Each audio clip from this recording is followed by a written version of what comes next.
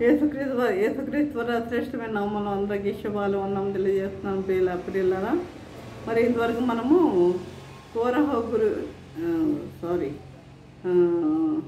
ఇది కయ్యోను గురించి మరి బిలాం గురించి నేర్చుకుని ఉన్నాము. ఇప్పుడు కోరహ గురించి కూడా ధ్యానించుకుందాము ప్రియులారా.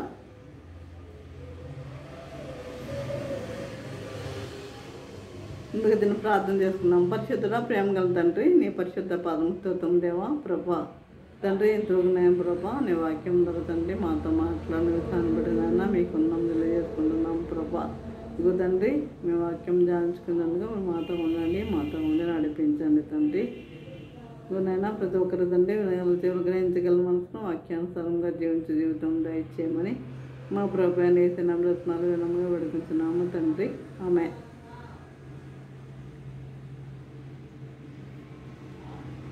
చూడండి, కోరహ చేసిన తిరస్కారం ఇది మీరు చూడాలంటే సంఖ్యాకాండం 16వ అధ్యాయంలో మీరు చూడవచ్చు.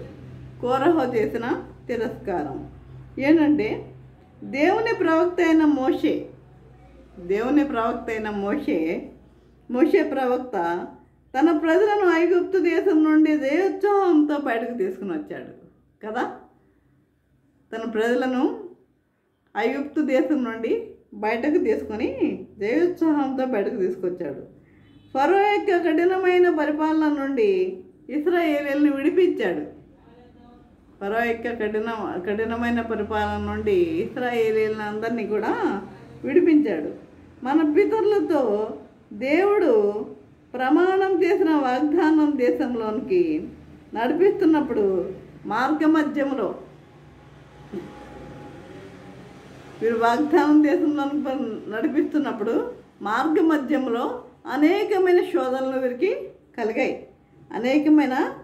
మార్గమధ్యంలో అనేక శోధనలు కలిగాయి. గొప్ప కార్యాలు కూడా వీరు మోషే ద్వారా దేవుడు జరిపించాడు. ఎర్ర సముద్రము 2 పాయలుగా నిర్గమకాండం 14వ అధ్యాయంలో మనం చూడవచ్చు అది. అయితే మరి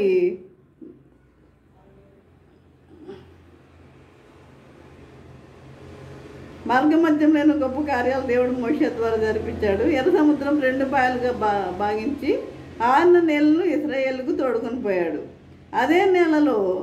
అదే సముద్రంలో 600 రథాలతో గుర్రాలతో, అంటే మీరు వెళ్ళండి అని చెప్పిన ఫరోనే వారు వెళ్ళిపోతుంటే వారిని మళ్ళీ వెంబడించాడు రథాలతో గుర్రాలతో. 600 రథాలతో గుర్రాలతో నడవ ప్రయత్నించిన ఐగుప్తు ప్రజలను దేవుడు ఏం చేశాడు? వారిని ముంచేశాడు. బండ నుండి దేవుడు నీళ్లను రప్పించాడు ప్రియులారా. బండ నుండి ఆకాశం నుండి మన్నాను కురిపించాడు. ఇలాగున తన దాసుడైన మోషే ప్రవక్త ద్వారా 40 సంవత్సరాలు అనేకమైన అద్భుత కార్యాలను దేవుడు జరిపించాడు. అనేకమైన అద్భుత కార్యాలను దేవుడు వారి మధ్య జరిగించాడు. అటువంటి సమయంలో సాతానుడు కోరాహు అను ఆయనలో ఒక తప్పుడు ఆలోచన పెట్టాడు. సాతాను ఉంటాడు కదా, ఎవరో ఒకరు గుంపులో ఎవరో ఒక వ్యక్తి ఉంటాడు కదా. ఆ వ్యక్తిలో, ఈ కోరహ అనే వ్యక్తిలో ఒక తప్పుడు ఆలోచన పెట్టాడు. ఈ యొక్క కోరహలో ఏంటంటే తిరుగుబాటు ఆలోచన, వ్యతిరేకపు ఆలోచన పెట్టాడు. మన జీవితంలో కూడా అనేక సార్లు సాతానుడు తప్పుడు ఆలోచనలు పెడుతూ ఉంటాడు. తప్పుడు నిర్ణయాలు తీసుకునే మనసు పెడుతూ ఉంటాడు కదా. అనేక మంది మీద మనకి ద్వేషం కలిగేటట్లుగా చేస్తాడు. అనేక మంది మీద మనకి అసూయ కలిగేటట్లుగా చేస్తాడు. ఈ సాతాను చేసే పనే అది. కాబట్టి దేవుడు అలాంటి పనులు చేయడు కదా. కానీ సాతానే ఇవన్నీ కూడా చేసేది. కాబట్టి మన జీవితంలో కూడా అనేకసార్లు సాతానుడు తప్పుడు ఆలోచనలు పెడుతుంటాడు. అయితే సరైన ఆలోచనలు ఇచ్చే యేసు ప్రభు దగ్గరకు మనం రావాలి. ఎవరు మనకు సరైన ఆలోచనలు ఇచ్చేది? యేసు ప్రభు వారు. ఆయన దగ్గరికి మనం రావాలి, ఆయన దగ్గరికి మనము వచ్చేవారిగా ఉండాలి. ఈ సాధారణ విడిచిపెట్టి మనము ఈ యొక్క యేసు ప్రభు దగ్గరికి మనము వచ్చేవారిగా ఉండాలి ప్రియులారా. కనుక ఎందుకంటే యేసు ప్రభుకు ఇవ్వబడిన పేర్లలో ఒక పేరు ఏంటది? ఆలోచనకర్త. ఆలోచనకర్త యెషయా గ్రంథంలో మనం చూస్తాం, ఆలోచనకర్త. కాబట్టి పరిశుద్ధాత్మ దేవుడు యేసు ప్రభు ద్వారా మంచి ఆలోచనలను కలుగజేస్తాడు. పరిశుద్ధాత్మ దేవుడు ఏం చేస్తాడు? మంచి ఆలోచనలు మనకి కలుగజేస్తాడు. మంచి ఆలోచనలు మనం మంచి మార్గంలో నడిపించే ప్రయత్నం చేస్తాడు. చూడండి, దావీదు కీర్తనలో మనం చూస్తాం, నీ వెంట కృపాక్షేమములే నీ వెంట వచ్చును. క్షేమములే మన వెంట వచ్చేలాగా చేస్తాడు ప్రభుని మనం నమ్ముకుంటే, ప్రభుని యందు విశ్వాసం కలిగి మనం జీవించినట్లయితే ఆ విధముగా ఆలోచనలు మనం పొందుకోవాలి. కోరహకు వచ్చిన తిరుగుబాటు ఆలోచన వల్ల అతడు మోషే మీద తిరగబడ్డాడు. కోరహకు ఎవరు పెట్టారు ఆలోచన? తప్పుడు ఆలోచన, సాతాను. అయితే ఈ తప్పుడు ఆలోచన వల్ల ఈ కోరహ ఏం చేశాడు? మోషే మీద తిరగబడ్డాడు. నీవేనా నాయకుడివి? మేము నాయకులం కాదా? నీవేనా నాయకుడివి? ఏమన్నాడు ఇంకా? మేము నాయకులం కాదా? దేవుడు మమ్మల్ని కూడా వాడుకోవడం లేదా? నిజమండి, ఈ మధ్య ఇలాంటి ఆలోచనలు ఆలోచనలు ఉన్న వాళ్ళు కూడా ఉంటారు, కానీ వాళ్ళు బయటకు కనపడరు. అలాంటి ఆలోచనలు ఉన్న వాళ్ళు కూడా ఉంటారు. దేవుడు ఎవరిని ఎన్నుకుంటాడో వారే నాయకులు. దేవుడు ఎన్నుకుంటాడు, వారే నాయకులు, అంతేగాని నీవేనా నాయకుడు అంటే దేవుడు ఎన్నుకున్నాడు మోషే నాయకుడు. సంఘం ఉంది, సంఘంలో కాపరి ఉంటాడు. నువ్వేనా కాపరివి అంటే ఆ కాపరిని దేవుడు ఎన్నుకున్నాడు. అంతేగాని నువ్వేనా కాపరివి, మేము కాపర్లం కాదా అంటే అది ఫూలిష్గా లేదా ఆ మాట? కాబట్టి ఆ విధంగా మనము అనకూడదు. కాబట్టి దేవుడు మమ్మల్ని వాడుకోవడం లేదా అంటూ మాట్లాడాడు. మోషే దేవునికి మొరపెట్టుకున్నాడు, తిరగబడలేదండి. దేవుని బిడ్డల యొక్క మనసు ఎలాంటిదంటే తిరగబడే మనసు కాదు. తిరగబడకుండా ఏం చేశాడు? దేవునికి మొరపెట్టాడు. మొరపెట్టుకున్నప్పుడు దేవుడు కోరహుతో పాటు తిరుగుబాటు చేసిన కుటుంబం నుండి తొలగి దూరంగా వెళ్ళిపోండి, నేను వారి మీదకి శిక్ష పంపుతున్నానని సెలవిచ్చాడు. మీరు వారి కుటుంబాల నుండి మీరు దూరంగా వెళ్ళిపోండి, వాళ్ళ మీద నేను శిక్ష పంపిస్తా అన్నాడు ప్రభు. వారి మీద శిక్ష పంపిస్తాను అన్నాడు. భూమి నెరవేర్చి కోరహును, దాతాను, అబిరాము అతని సంతానాన్ని ఏం చేసింది? మింగేసింది. అబిరాము అతని సంతానాన్ని మింగివేసింది. కాబట్టి ప్రియులారా, ఈ తిరుగుబాటు మనకు వద్దు. తిరుగుబాటు చేయకండి, ఎవరి మీద తిరుగుబాటు చేయొద్దు, ఎవరి మీద పోట్లాట్లుగా మనం వెళ్ళేవారిగా ఉండొద్దు. నాకేముంది నోరు, నేనేం మాట్లాడతాను అన్నట్లుగా మనం ఎదురు తిరిగేవారిగా మనం ఉండొద్దు. అది మంచి పద్ధతి కాదు. కాబట్టి ఈ తిరుగుబాటు మనకొద్దు. విధేయత మనసు మనం కలిగి ఉందాం. దేవుని ఇష్టపడేది విధేయత మనసు. దేవుని సేవకులను ప్రేమించే మనసు మనం కలిగి ఉందాం. దేవుని సేవకులను మనం గౌరవించే మనసు, ప్రేమించే మనసు, ఆదరించే మనసు మనం కలిగి ఉందాం. కాబట్టి ఈ విధముగా ఉండాలని ప్రభు కోరుకుంటున్నాడు. బైబిల్ గ్రంథంలో దేవుణ్ణి సంతోషపెట్టిన భక్తులు అనేక మంది ఉన్నారు. దేవుణ్ణి సంతోషపెట్టిన భక్తులు అనేక మంది ఉన్నారు బైబిల్ గ్రంథంలో.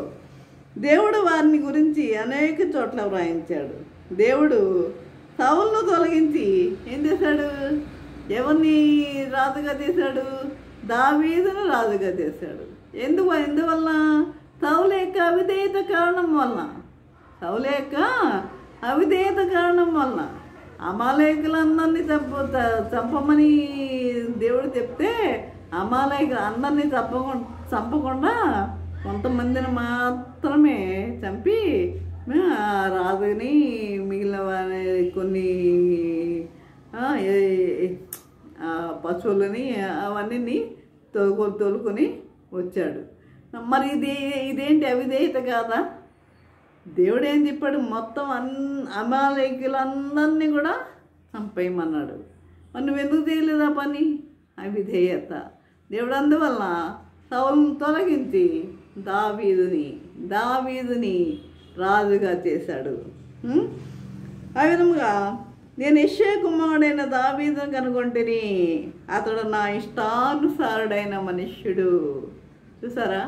దేవుడు తెలుసు ముందే ఎవరు ఆయన హృదయంలో ఎవరైతే ఉన్నారో వారు దేవునికి ముందే తెలుసు. ఆయన నా ఇష్టానుసారుడైన మనుష్యుడు అంటున్నాడు.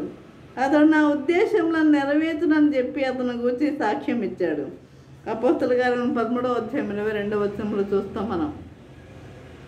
అలాగే యోబును గురించి సాతానుతో దేవుడు సాక్ష్యం ఇస్తూ అన్నాడు, నీవు నా సేవకుడు అయిన ఏబును గురించి చూసావా? ఏబును గురించి విన్నావా అన్నాడు.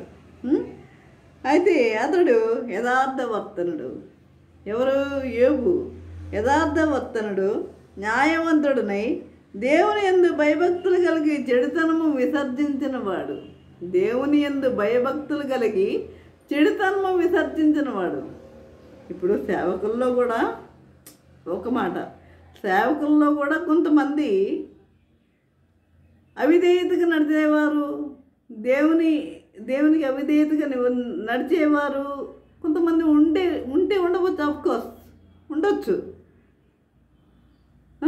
కనుక మరి దాన్ని బట్టి అందరినీ మనం అనేవారిగా మనము ఉండకూడదు. అదే విధముగా ఇక్కడ చూసినట్లయితే భూమి మీద అతని వంటి వాడెవడనూ లేడు అన్నాడు. కాబట్టి ఆ రీతిగా దేవుని ఎదుట మంచి సాక్ష్యాన్ని కలిగి ఉంటాం. దావీదు మంచి సాక్ష్యాన్ని పొందాడు, యోబు మంచి సాక్ష్యాన్ని పొందాడు. దేవుణ్ణి సంతోషపెట్టే జీవితాన్ని మనం జీవిద్దాం, ఆయన్ని సంతోషపెడతాం. దేవుణ్ణి మన యొక్క అంశం ఏంటి? దేవుణ్ణి నీవు సంతోషపెడుతున్నావా? చర్చికి వెళ్ళి రావటం కాదండి, బైబిల్ పుచ్చుకుని నీవు దేవుణ్ణి సంతోషపెడుతున్నావా? అది దేవునికి కావాల్సింది. కాబట్టి అయ్యో వారికి శ్రమ అంటూ చెప్పబడిన కయోను, బిలాము, కోరాహుల తప్పు త్రోవలు నడవక మనము మంచి నడవడితో మంచి సాక్ష్యాన్ని మనము కలిగి ఉందాం. మంచి సాక్ష్యం బట్టి మంచి సాక్ష్యం ఉండాలి.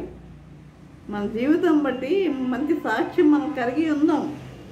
ఆ రీతిగా దేవుడు మనకు సహాయం చేయనుగాక. ఈ విధంగా స్తుతి దేవునికి ఇష్టం. దావీదు చెప్పాడు, నా ప్రాణమా యెహోవాను సన్నుతించుము. 103వ కీర్తనలో, నా అంతరంగంలో ఉన్న సమస్తం ఆయన పరిశుద్ధ నామమును సన్నుతించుము. ఆయన చేసిన ఉపకారాల్లో దేనిని మరొకము. కాబట్టి నిన్ను సన్నుతించిన చాలు, నా బ్రతుకు దినములలో నిన్ను పొగడిన చాలు. నా గుడిలో ఉన్న లేకున్నా, నా స్థితిగతులే మారిన, నీ సన్నిధిలో ఆనందించే భాగ్యం ఉన్న చాలు. నీ సన్నిధిలో ఆనందించే భాగ్యం ఉంటే నాకు చాలు అంటున్నాడు దావీదు. కాబట్టి ఈ విధంగా కొత్త నిబంధన యేసు రక్తము దేవునితో నిత్య నిబంధన, మరణము నుండి జీవంలోనికి చీకటి నుండి వెలుగులోనికి పిలిచిన నా యేసయ్య, కృపయే నా జీవము, కృపయే నా జీవము. కాబట్టి ప్రియులారా, మనము సాక్ష్యం కలిగి మంచి సాక్ష్యం కలిగి మనం జీవించే వారిగా ఉందాం. కొంతమంది ఆ సంఘం కాదు, ఈ సంఘం కాదు, ఈ డినామినేషన్ కాదు, అది వద్దు. ఎక్కడికన్నా వెళ్ళండి, దేవుని వాక్యాన్ని వినండి,